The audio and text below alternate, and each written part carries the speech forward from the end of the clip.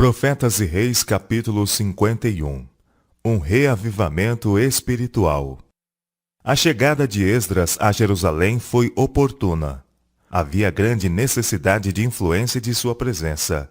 Sua vinda infundiu coragem e esperança ao coração de muitos que de longa data vinham trabalhando sob dificuldades. Desde o retorno do primeiro grupo de exilados, sob a direção de Zorobabel e Josué, havia mais de 70 anos, muito tinha sido realizado. O templo havia sido concluído e as paredes da cidade parcialmente reparadas. Não obstante, muito estava ainda por fazer.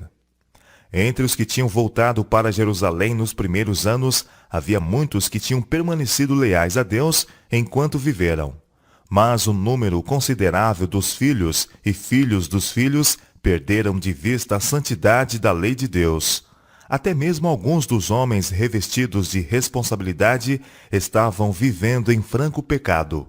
Sua conduta estava neutralizando grandemente os esforços feitos por outros para fazer progredir a causa de Deus, pois enquanto as flagrantes violações da lei divina haviam sido permitidas prosseguir sem condenação, as bênçãos do céu não podiam repousar sobre o povo. Foi da providência de Deus que os que retornassem com Esdras tivessem tido tempo especial de buscar ao Senhor.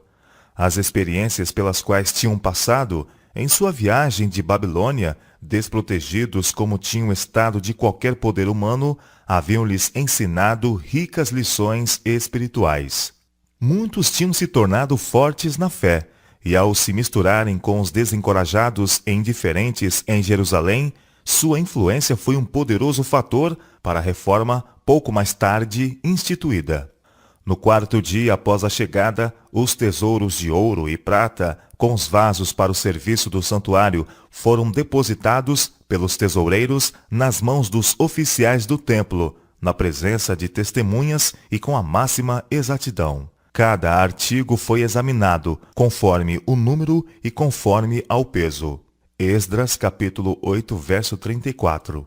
Os filhos do cativeiro, que tinham voltado com Esdras, ofereceram holocaustos ao Deus de Israel, como sacrifício pelo pecado e como sinal de seu reconhecimento e ação de graças pela proteção de santos anjos durante a viagem.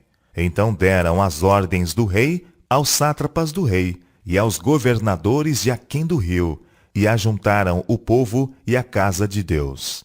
Esdras, capítulo 8, versos 35 e 36.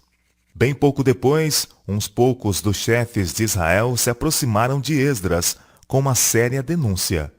Alguns de Israel e os sacerdotes e os levitas tinham ido longe no desrespeito aos santos mandamentos de Jeová, a ponto de cruzarem-se em casamento com os povos vizinhos. Tomaram das suas filhas para si e para seus filhos, foi dito a Esdras.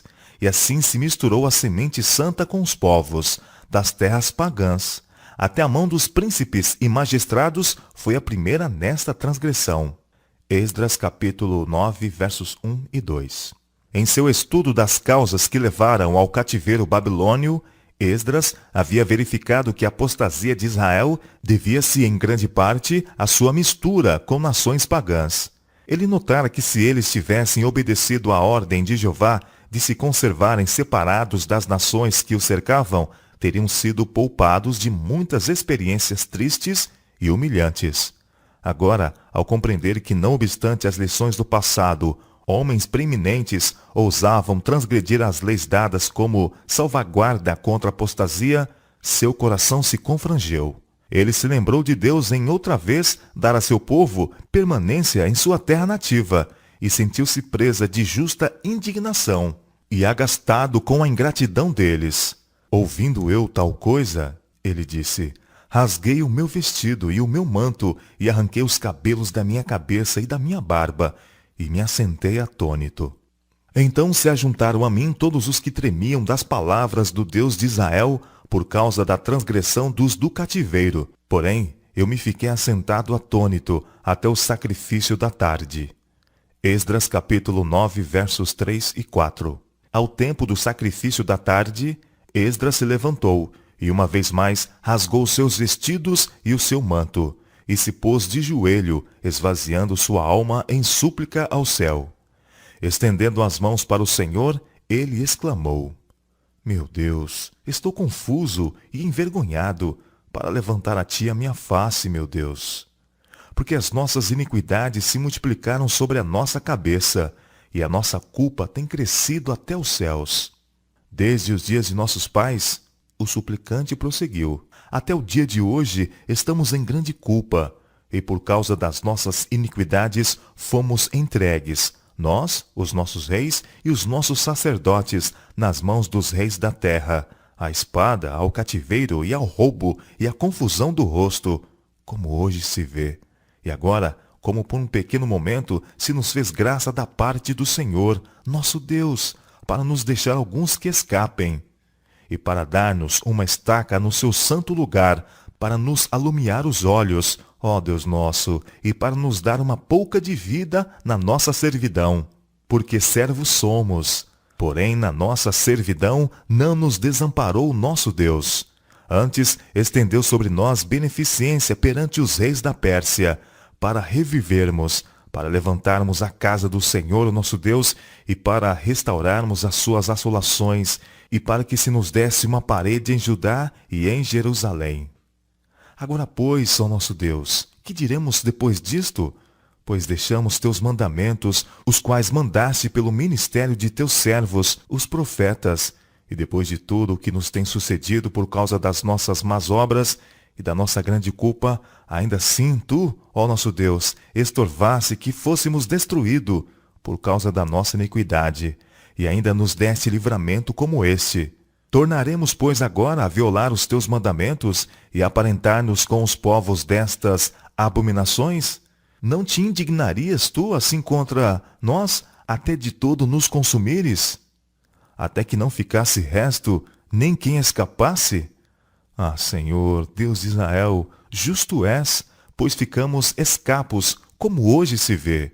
Eis que estamos diante de ti no nosso delito, porque ninguém há que possa estar na tua presença por causa disto.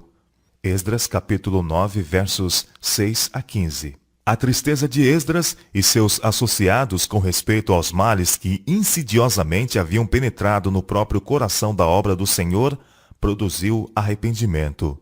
Muitos dos que haviam pecado foram profundamente tocados. O povo chorava com grande choro. Esdras capítulo 10, verso 1. Em grau limitado começaram a sentir a odiosidade do pecado e o horror com que Deus o considerara. Eles viram a santidade da lei anunciada no Sinai, e muitos tremeram ao pensamento da transgressão da mesma. Um dos presentes, de nome Secanias, reconheceu como justas todas as palavras de Esdras. Nós temos transgredido contra o nosso Deus, ele confessou, e casamos com mulheres estrangeiras do povo da terra.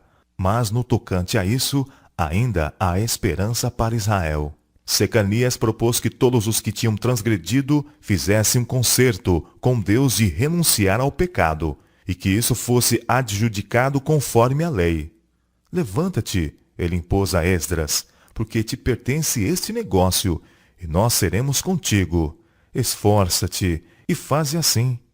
Então Esdras se levantou e ajuramentou os maiorais dos sacerdotes e dos levitas, e a todo o Israel, de que fariam conforme a esta palavra. Esdras capítulo 10, versos 2 a 5. Este foi o início de uma maravilhosa reforma. Com infinita paciência e tato, e com cuidadosa consideração pelos direitos e bem-estar de cada pessoa envolvida, Esdras e seus associados lutaram por levar os penitentes de Israel ao caminho reto. Esdras era, sobretudo, um ensinador da lei, e ao dar atenção pessoal ao exame de cada caso, ele procurou impressionar o povo com a santidade desta lei e a bênção a ser alcançada pela obediência. Onde quer que Esdras laborasse, aí se suscitava um reavivamento no estudo das Santas Escrituras. Mestres eram apontados para instruir o povo. A lei do Senhor era exaltada e honrada. Os livros dos profetas eram examinados e as passagens que prediziam a vinda do Messias levavam esperança e conforto a muito coração triste e cansado. Mais de 2000 anos se passaram desde que Esdras preparou o seu coração para buscar a lei do Senhor e para a cumprir. Mas o lapso de tempo não diminuiu a influência do seu piedoso exemplo. Através dos séculos, o registro de sua vida de consagração tem inspirado a muitos com a determinação de buscar a lei do Senhor e para a cumprir. Os propósitos de Esdras eram altos e santos. Em tudo o que fizera, fora movido por um profundo amor pelas almas. A compaixão e bondade que revelava para com os que haviam pecado, fosse em plena função da vontade, fosse por ignorância, deveria ser uma lição objetiva a todos os que procurassem promover reformas. Os servos de Deus devem ser tão firmes como a rocha onde retos princípios estiverem envolvidos. Mas, do mesmo modo, devem manifestar simpatia e longanimidade. Como Esdras, devem ensinar aos transgressores o caminho da vida, inculcando-lhes princípios que são o fundamento de todo o reto proceder. Nesta fase do mundo, quando Satanás está procurando, mediante múltiplas instrumentalidades, cegar os olhos de homens e mulheres para com os impostergáveis reclamos da lei de Deus, há necessidade de homens que possam levar muitos a tremerem ao mandado do nosso Deus. A necessidade de verdadeiros reformadores que indiquem aos transgressores o grande doador da lei. Eles ensinem que a lei do Senhor é perfeita e refrigera a alma. A necessidade de homens poderosos nas Escrituras, homens dos quais cada palavra e cada ato exaltem os estatutos de Jeová, homens que procurem fortalecer a fé. São necessários mestres que inspirem os corações com reverência e amor pelas Escrituras. A abundante iniquidade prevalecente hoje pode ser atribuída em grande medida à deficiência no estudo e obediência às Escrituras. Pois quando a palavra de Deus é posta de lado, é rejeitado o seu poder para restringir as más paixões do coração natural. Os homens semeiam na carne, e da carne ceifam corrupção. Com o abandono da Bíblia, tem vindo o abandono da lei de Deus. A doutrina segundo a qual os homens estão livres da obediência aos divinos preceitos tem enfraquecido a força da obrigação moral e aberto as comportas da iniquidade sobre o mundo. A ilegalidade, dissipação e corrupção estão arrasando à semelhança de um irresistível dilúvio. Em todos os lugares se vêem inveja, suspeição, hipocrisia, intrugice, emulação, atritos, atraiçoamento de sagrados encargos, indulgência para com a paixão sensual. Todo o sistema de princípios religiosos e doutrinas que devia formar o fundamento e a estrutura da vida social assemelha-se a uma massa vacilante, pronta para cair em ruínas. Nos últimos dias da história da Terra, a voz que falou do Sinai está ainda declarando: não terás outros deuses diante de mim. Êxodo capítulo 20, verso 3. O homem tem posto sua vontade contra a vontade de Deus, mas não pode silenciar a palavra de ordem. A mente humana não pode fugir às suas obrigações para com poder mais alto. Podem abundar teorias e especulações. Os homens podem opor a ciência à revelação, e assim arredar a lei de Deus. Mas a ordem vem cada vez mais forte. Ao Senhor teu Deus adorarás, e só a Ele servirás. São Mateus capítulo 4, verso 10. Não existe o que se possa chamar enfraquecimento ou fortalecimento da lei de Jeová. Ela é como tem sido. Tem sido e sempre será santa, justa e boa, completa em si mesma. Não pode ser revogada ou mudada. Honrá-la ou desonrá-la é apenas a maneira de dizer dos homens. Entre as leis de homens e os preceitos de Jeová, travar-se-á a maior batalha da controvérsia entre a verdade e o erro. Nesta batalha estamos agora entrando. Não uma batalha entre igrejas rivais lutando pela supremacia, mas entre a religião da Bíblia e as religiões de fábulas e tradições. As agências que se têm unido contra a verdade estão agora ativamente em operação. A santa palavra de Deus, que tem chegado até nós ao preço tão alto de sofrimento e derramamento de sangue, é tida em pouco valor. Poucos há que realmente a aceitam como regra da vida. A infidelidade prevalece em medida alarmante, não apenas no mundo, mas na igreja. Muitos têm chegado a negar doutrinas que são as colunas da fé cristã. Os grandes fatos da criação, como apresentados pelos escritores inspirados, a queda do homem, a expiação, a perpetuidade da lei, eis aí doutrinas praticamente rejeitadas por grande parte do professo mundo cristão. Milhares que se orgulham de seu conhecimento consideram uma evidência de fraqueza a implícita confiança na Bíblia e uma prova de erudição sofismar das Escrituras e alegorizar e atenuar suas mais importantes verdades. Os cristãos devem estar se preparando para aquilo que logo irá cair sobre o mundo como terrível surpresa. E esta preparação deve ser feita mediante diligente estudo da Palavra de Deus e pelo levar a vida na conformidade com os seus preceitos. As tremendas questões de eternidade demandam de nossa parte algo mais que uma religião de pensamento, uma religião de palavras e formas, onde a verdade é mantida no recinto exterior. Deus pede um reavivamento e uma reforma. As palavras da Bíblia, e a Bíblia somente, deviam ser ouvidas do púlpito. Mas a Bíblia tem sido roubada em seu poder, e o resultado é visto no rebaixamento dos tonos da vida espiritual. Em muitos sermões de hoje não existe aquela divina manifestação que desperta a consciência e leva vida à alma. Os ouvintes não podem dizer: porventura não ardia em nós o nosso coração quando, pelo caminho, nos falava e quando nos abria as Escrituras? São Lucas capítulo 24, verso 32. Há muitos que estão clamando pelo Deus vivo, ansiando pela divina presença. Permiti que a palavra de Deus lhes fale ao coração. Deixai que os que têm ouvido apenas tradição e teorias e máximas humanas ouçam a voz daquele que pode renovar a alma para a vida eterna.